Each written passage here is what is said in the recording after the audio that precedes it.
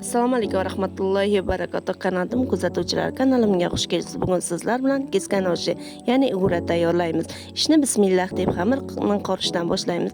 Xamirimizni qattiqroq qilamiz, shunda uguralarimiz chiroyli bo'lib chiqadi. Xamirimiz qanchalik qattiq bo'lsa, shunda ovqatimiz ham juda ham chiroyli chiqadi. Mana xamirlarimizni ham qo'rib oldik. Endi uni tindirishga olib qo'yamiz. Salofan paketga o'rab tindirishga olib qo'yamiz. Ungacha ovqatimizni solishtirib olamiz. Go'shtni kesib maydalab olishdan boshlaymiz. Piyozlarni ham maydalab olamiz.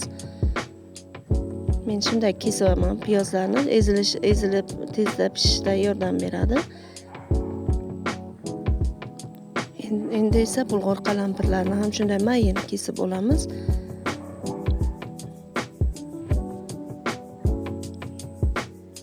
Yozning barcha ovqatlari shirin bo'ladi, ta'mli bo'ladi. Bir dona sabzini mayda bo'laklarga bo'lib no'xatga o'xshab maydalab olamiz.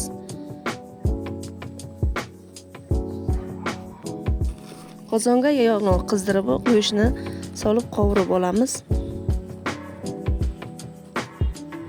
Keyin esa ketidan piyoz, bulg'or qalampirini solib, tuz solib, qovurib, ustini dimlab qo'yamiz. 10-15 daqiqa piyoz va bulg'or qalampir ezilguncha qovurib olamiz. Ungacha pomidorlarni maydalab kesib to'g'rab olamiz.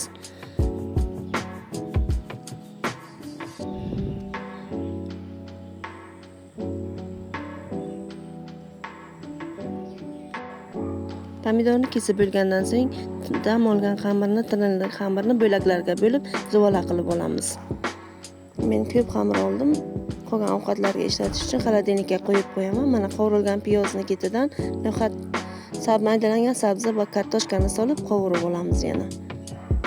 Ustini yopib 10 daqiqaga qovurib olamiz. Ketidan maydalangan pomidor va loviyani solib qovurib olamiz. Shunda ovqatimiz juda mazali bo'lib chiqadi. Mana qovurilgan loviya barcha mahsulotlarning ustidan suv solib olamiz. Ovqatni past olovda qaynatamiz.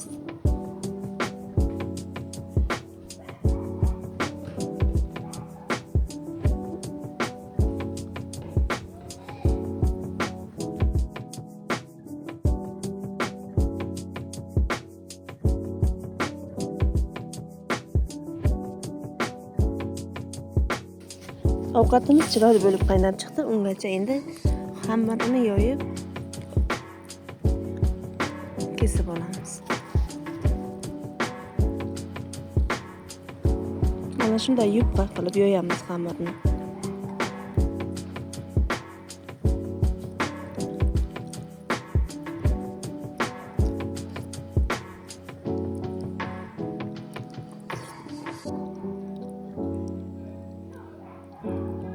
Mayin qilib maydalab olamiz.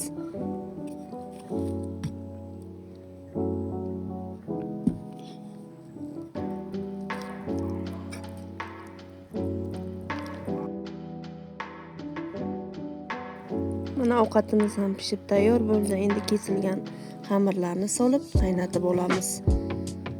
Bismillah deb solamiz. Xamirli ovqatlar juda ham shirin bo'ladi. Yozda bu ovqat barchaga yoqadi deb o'ylayman. Uni aralashtirib olamiz yopishib qolmasligi uchun. Mana ovqat ham qaynab chiqdi. Tayyor bo'ldi. Uni bir aralashtirib tagini o'chirib qo'yamiz. Tayyor bo'lgan ovqatni kosalarga suzib olamiz. Ovqatni albatta shu usulda tayyorlab ko'ring. Barchangizga yoqdi degan umiddaman. Juda chiroyli va mazali bo'ladi. Yozda ishtaha ochuvchi ovqat. Barchangizdan Alloh rozi bo'lsin. Kelgusi videolarda ko'rishguncha xayr salomat bo'ling. Alloh rozi bo'lsin.